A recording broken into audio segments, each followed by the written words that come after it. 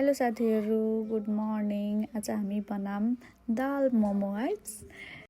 हाम्रो मधेसतिर चाहिँ यसलाई डुब्की भन्छ। हाम्रो घरमा चाहिँ मैले चाहिँ दाल मोमो इन्भेन्ट गरेको म यसरी बनाउँदैछु, बेल्दै काट्दै अनि बनाउँदै। घरमा त गोल गोल बनाएर बनाउँदै, यहाँ छिटो भएर मैले यस्तो गरेको।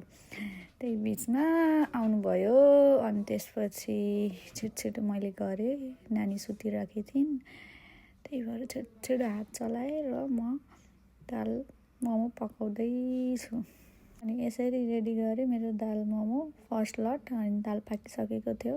सिम्पल दाल बनाउने अनि त्यसमा लास्टमा यसरी हालिदिने बनाएर मैले चाहिँ त्यस्तै गरेको। अनि सबै यस्तै भयो। अनि अर्को लट पनि बनाइरहेको छु म छिटो काम थापेर नानी उठिन् कि भनेर।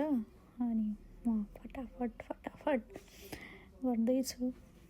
हेरौँ कति बेला हुन्छ। सेकेन्ड लट पनि भयो। अब छिटो म फेरि हालिदिन्छु अनि मेरो रेडी हुन्छ 5 मिनट पछि। यसरी मैले अनि उतापट्टि अर्को ग्यास भेडा र डल्लेको अचार बनाउनलाई अनि त्यो पनि पाक्दैछ। अब चाहिँ मेरो दाल मोमो पाकेर रेडी हुन लाग्यो साथीहरू। अब अचार गरेर गर्ने अनि त्यसपछि खाने। एकछिनपछि त नानी उठेर केङ गर्दै थियो अनि गएर लिएर आएँ। अनि हाम्रो मामु छोरीको माया, पुकुली मायासम्मको माया हेर्न सक्नुहुन्छ हजुरहरू। म यसरी नै लिएर भुलाउँछु मेरो छोरीलाई अनि उनी रमाउँछिन्, शान्त हुन्छन्। अनि म यता हेर्दै धन्नै पाकिसकेको थियो। अब अचार मात्र पकाउनु बाँकी थियो। त्यसपछि आउनुभयो नानीको बाबा। अब पकाउनुहुन्छ, अचार बनाउनुहुन्छ। अनि अब दुईजनाको बोलीचाली यसरी रमाउँदै पकाउँदै अनि उहाँले चाहिँ अचार बनाउनु भयो।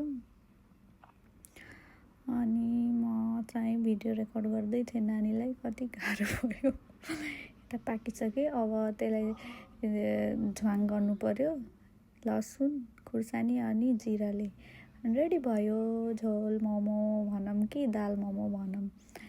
अनि त्यसपछि मैले उहाँलाई निकालिदिएँ अनि मैले पनि निकालेँ।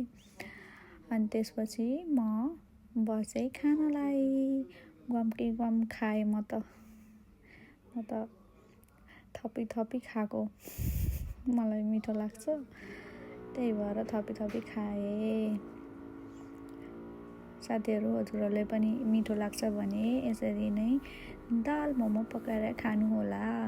अनि यदि मेरो भिडियो मनपर्छ भने मेरो पेजलाई फलो गर्नुहोला please. Thank you so much for watching this video. Thank you so much. अनि लास्टमा यो मेरो खाने स्टाइल हेरेर नाच्नु होला प्लिज।